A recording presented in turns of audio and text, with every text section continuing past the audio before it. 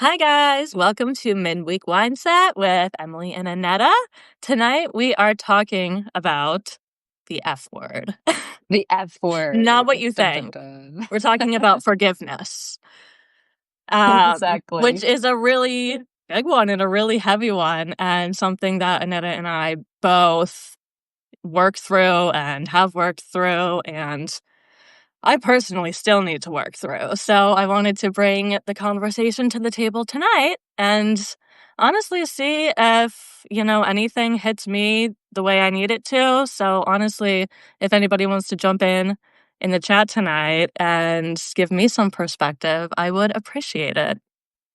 Yeah, we're so happy that you're here. I think that this word is, we don't talk about it enough. And I think as we're on our healing journey, it's a really big one to understand and to put into practice. And forgiveness, it's just such a big piece to your healing journey. It's so interesting because as I started my healing journey, I also started my podcast, Nourished Inside Out, and I interviewed a lady who is a forgiveness coach in my one of my episodes, and she was saying that you teaching, like, about how to forgive, and she was saying how, like, if you go back to, like, people, places, and things that hurt you, you don't even have to, like, forgive, like, the big thing immediately. Like, for example, she was saying, if you got bullied at the school playground, forgive the playground, forgive the swing set, forgive the building, and all the things around it before you actually get to the bully.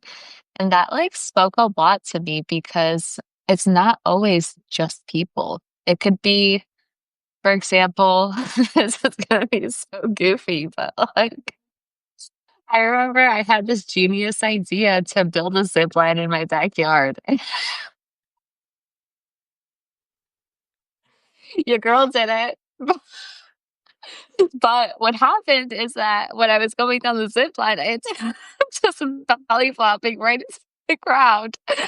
And it's just like not even forgiving anyone. It was just forgiving the thing that I built that, I trusted you that you were gonna keep me up and to keep going across, but I had to like forgive like that zip line.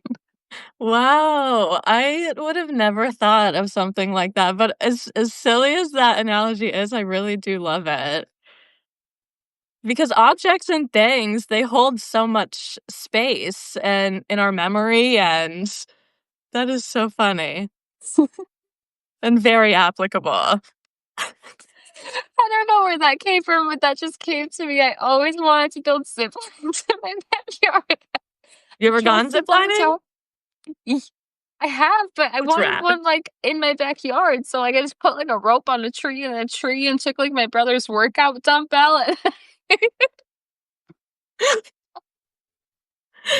Oh my god. and it's just like, I trusted you to keep me up the whole time from tree to tree, but I Mm, forgive you for not holding me up the whole time. that's very sweet. Fool me once.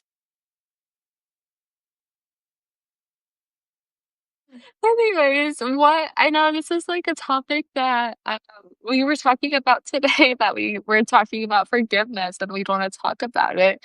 So, what's your perspective on forgiveness, and why do you feel like it's hard for people to forgive people, places, and things for the past? Yeah, I mean, I'll just speak from my experience with forgiveness and where I struggle with it is, and the people that raised me. And, you know, I've healed with this idea of I don't, I'm not ready to forgive. I don't need to forgive yet. With the idea of if I were to do that, would I forgive myself? And Ooh. and that answer is a hard no from what I lived, And I think, that is my pressure point. And I want to dissolve it. I know I have to, but it runs like so deep. I think that's so important though, is I think a lot of times when we were kids, I'm just speaking on my perspective, when you are mean to somebody as a really young child and your parents say sorry now, and they tell you to say it at that moment. And I think a lot of times when we get older, we feel like we have to apologize or we have to forgive immediately. But it's also kind of like leaving an unhealthy situation. You're not going to leave until you're ready, and you're not going to forgive that past until you're ready. And that's okay too.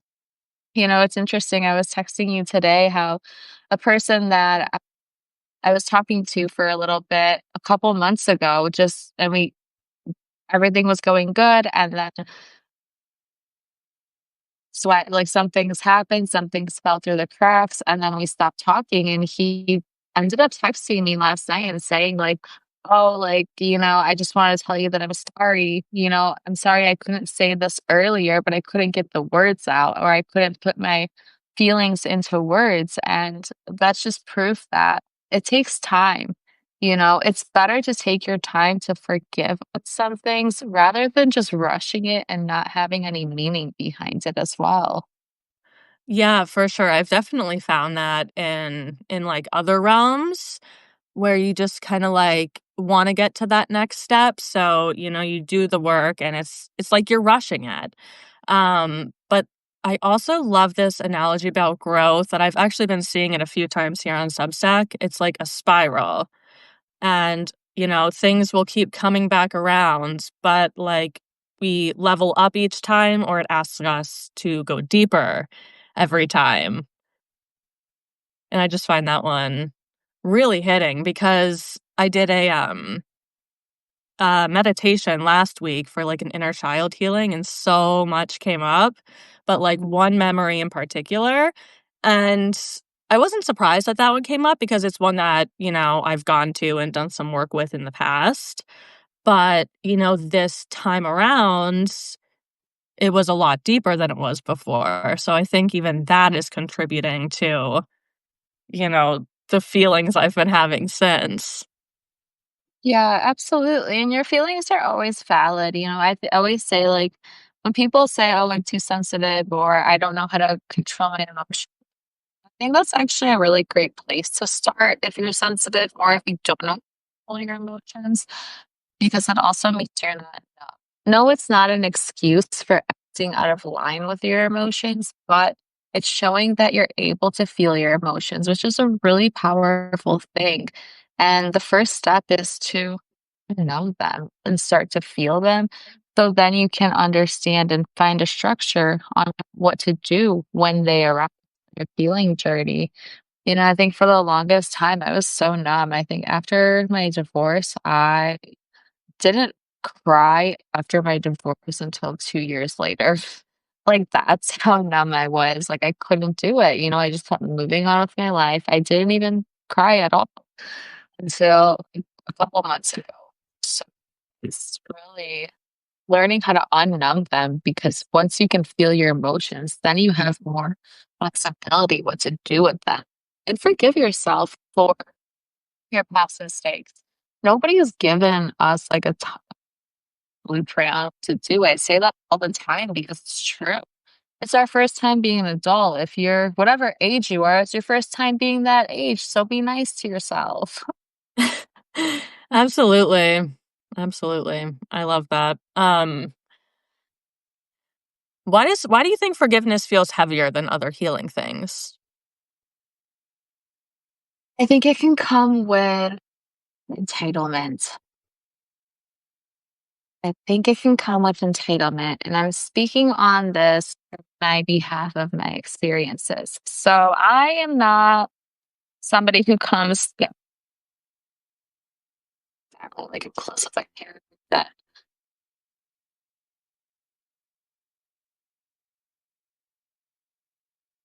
You're breaking up. let's I just can't hear you. can you hear me? You broke up on that last part. Can you hear me okay now? Now, yeah. Okay, cool. I'm just not somebody who was, like, close with my cousins or my aunts and uncles, like, it was just never a thing, and my cousin just got married I guess almost a year ago, And I remember they asked me to be a bridesmaid in their wedding. I was really caught off by surprise with that one because, like, I don't talk to him. I don't talk to his wife now. And I didn't even have their phone numbers, not even on Instagram, none of that. And they asked me, so I was like, "What?" I said yes in the moment. And then 1 month later, I said no.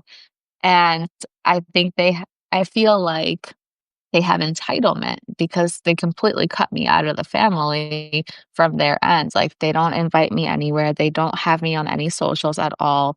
And I can see that, like, they're doing it for, like, the bigger picture. And that's cool. Live your life the way that you want, but I chose to forgive them for that. I s and, when I was going through the exercise, I forgave them for who they are, and I forgave the situations, and what they do on their end, it's not up to me. But don't hold on to entitlement thinking people owe you an apology, or don't hold on to entitlement thinking somebody has to apologize to you. It doesn't it's not about that because you can't control other people. You can only control what you do and how you feel. So if you can get those 2 in line, what other people do, it won't matter to you.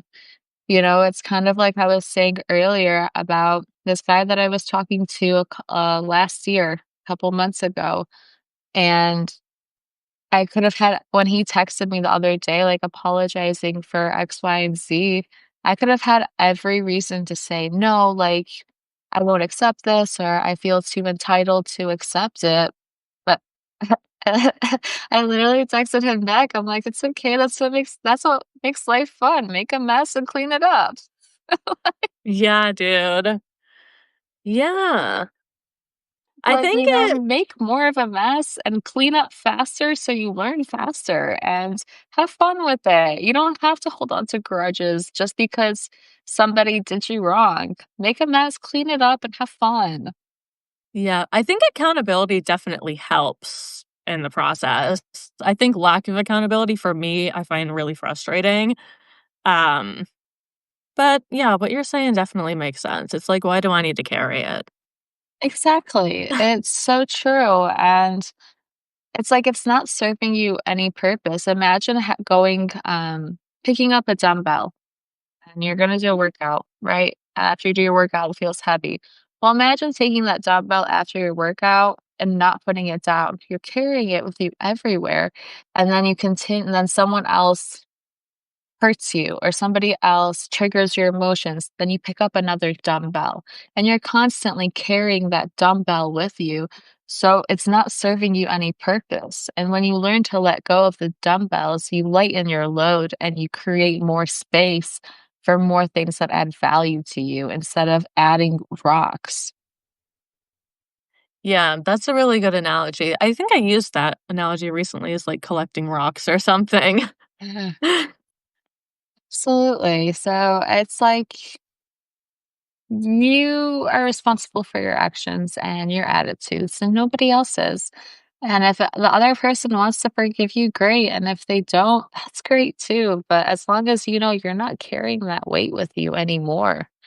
And yeah, that's my little spiel.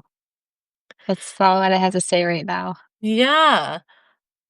What do you think when, there's some situations where like there is no apology? So it kind of has to be like through like the ether, through your own healing that you find this this peace in it How that do I find? How do I find the physically will never peace? come. So you're saying, how do I find the peace in the forgiveness through the healing? Yeah. By really just verbalizing it. I think that's something that I've been really doing is saying, like, I forgive them. And taking a deep breath, I've been really getting into meditations daily. And when I do meditations and you take those deep breaths, like inhale, and then when you're exhaling, exhale what you don't want anymore. When you inhale, is speak things that you want. Like I inhale abundance, I exhale negativity. I inhale joy, I exhale What's the opposite of joy? Lack. I'll Yeah. say lack. I'm like, I don't know what the opposite of joy is. Yeah, I really like that. Meditations, especially guided ones, have helped me a lot in the past, so I'll definitely look into that. And also in the chat, we have, "You do not punish others with your anger, you're punished by your anger." And that's definitely facts. That's definitely facts. Yeah, it's like, why would if you wanna take out a fire, why would you add more fire to it? No, so why would you be mean to other people? You know, I think that's something that just never were really understood is why are you gonna add more gasoline to the fire if there's already a fire? Just do what you can to balance it out, and that's so true. It goes back to seeds. Seeds. Everything you do, you're planting a seed, whether you're choosing to drink water, you're planting a seed because the outcome of how you'll feel is the result of what you'll get from that. If you decide to drink a liter of soda, that's a seed you're sowing, and that's gonna how you feel is gonna determine based on what you did or how much of that soda you drank, and if you sow good seeds, it's gonna come back eventually. If you sow bad seeds, then that's what you're gonna get, and at the end of the day, it's do you wanna be sowing good seeds or do you wanna be sowing bad seeds? Yeah, and especially, like anger. Anger is a really strong emotion, so it's more easily identifiable than maybe some of like the sub emotions, the more nuanced emotions that, can be living under the surface there. And they absolutely feel heavier than, lighter emotions because they, just hold so much weight. But I really like that take. Yeah, and that's interesting 'cause, how anger is, like, more visible in the scene because it's like everybody knows what anger looks like. And it's so interesting, like, the other day or a few days ago, I was visiting my parents, and my brother was taking so long in the bathroom, and normally, I feel like I would have pretty good patience about it, but then because I knew it was him and I knew he was taking a long time in the bathroom, I started to get frustrated. I'm like, "Dude, why are you taking so long? Like, it's been an hour, like, I just don't understand."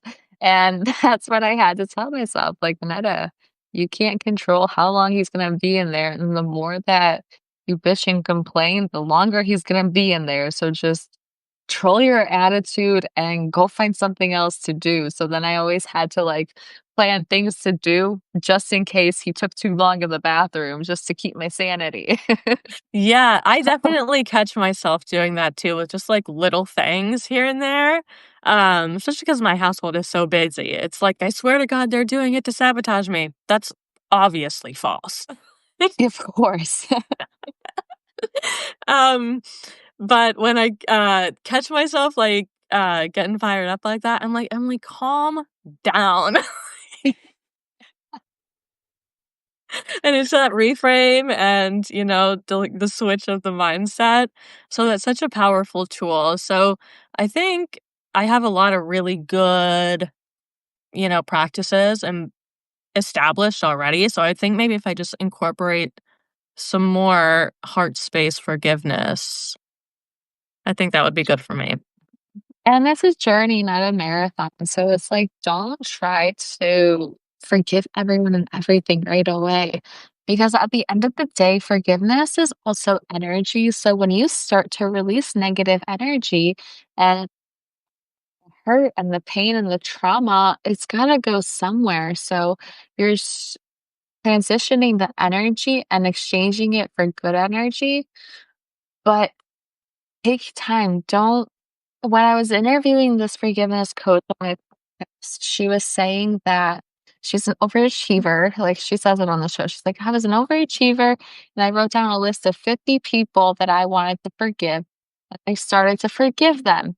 And the next day she woke up sick and she was throwing up for 3 days because of all of that energy she was releasing. So like it's not an overnight thing, and she was just saying, like, like, forgive, like, 1 or 2 people a day, so, like, you take it easy, and it's so interesting after she said that because then I started to forgive people the next day, and I woke up with a migraine the next day. Like, literally, I never had a migraine, I didn't know what to do, and I just went to, like, the pharmacy and tried to explain it. So I was living in Mexico at the time, so I was trying to explain it in Spanish. I'm like, "I don't know, I don't wanna I just want something for my migraine." Oh my gosh. Yeah, that is so crazy. I do some, like, breathwork meditation sometimes, and sometimes when I'm, like, releasing, like, I'll feel like I'm gonna throw up. Like, it's the craziest thing. But I think that comes more with, like, you know, when you feel more into it. But I definitely believe in, like, the energy exchange there and, like, releasing that energy. Exactly, so just one thing at a time, completely.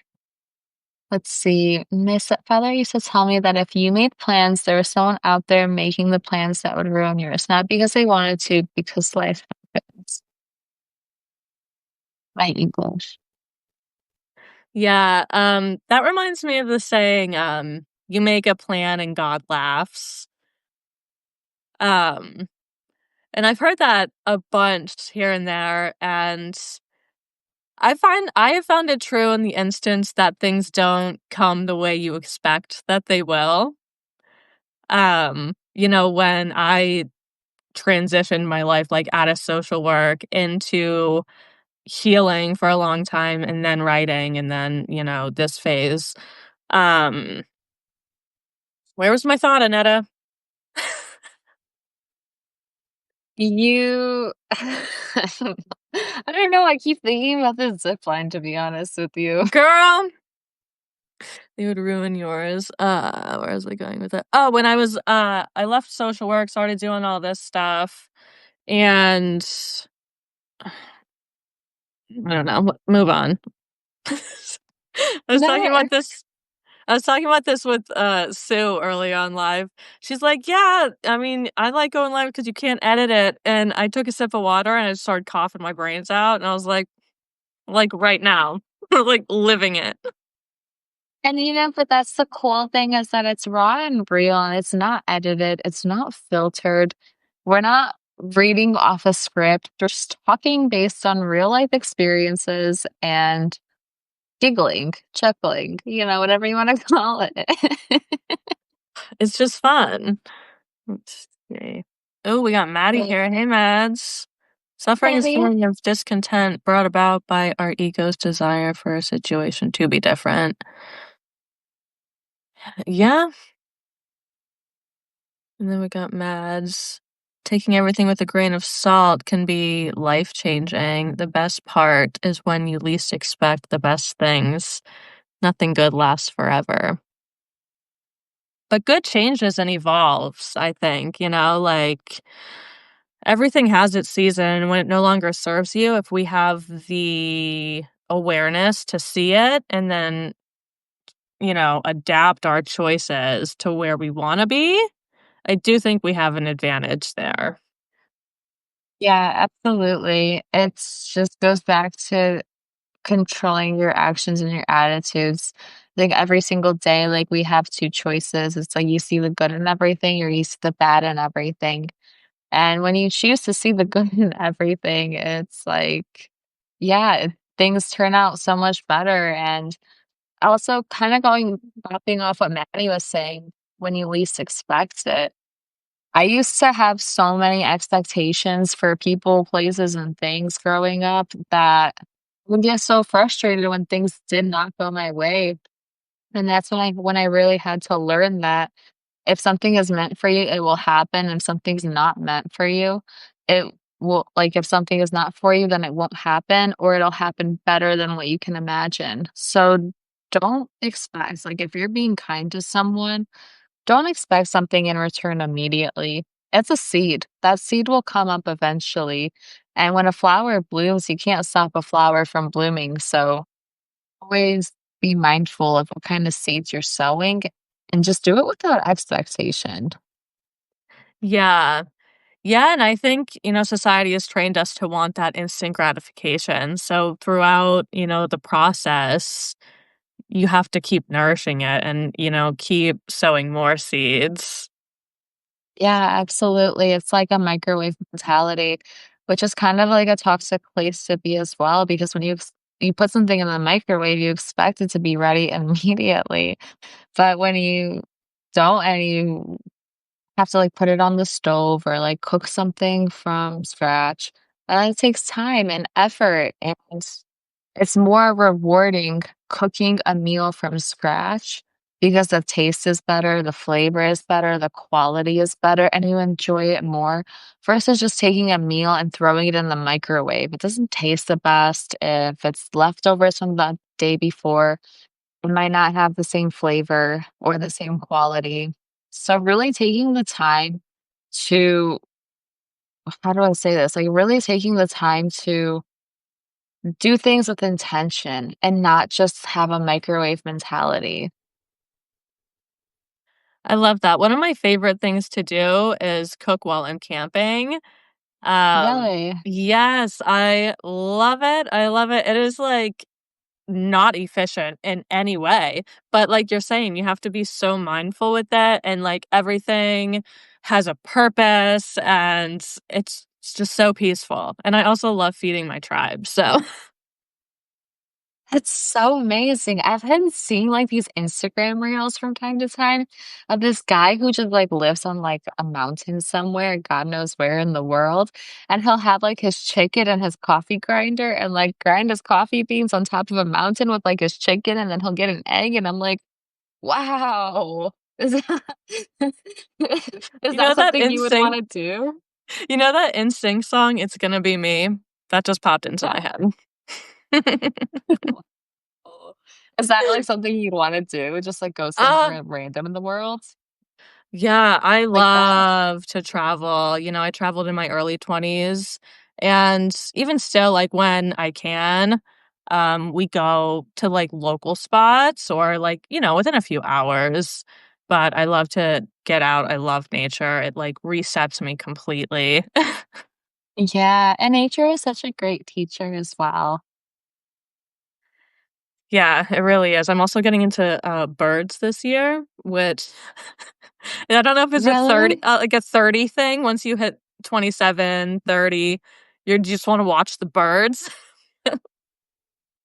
You're almost there, Netta. Watch out.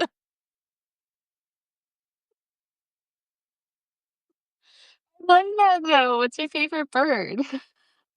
Ah, I saw this really, really I don't know what it's called. It was like a neon yellow bird when I was camping last weekend. It was the tiniest little thing, and it was like neon yellow, and there were a couple of them, and they were so sweet. I think I actually got a picture of one that is on my Substack if you scroll back a little bit. Really? Okay, but Yep. I love that though, because it also you said it's, like, really tiny, but you said it's really bold, and just because you're tiny, just because your Substack may be a little smaller than what you think doesn't mean it's not bold. You know, just because you don't have 1,000,000 followers on your Substack doesn't mean your writing isn't bold. Just because you don't have 1,000 followers on Instagram doesn't mean that your content is not good quality and bold. So I love that. Yeah, I don't know if it was a chickadee, Mads, but I will cross-reference and let you know. That's what I Oh, do now. I think I posted one on my Substack. Maybe that's what she's referring to. I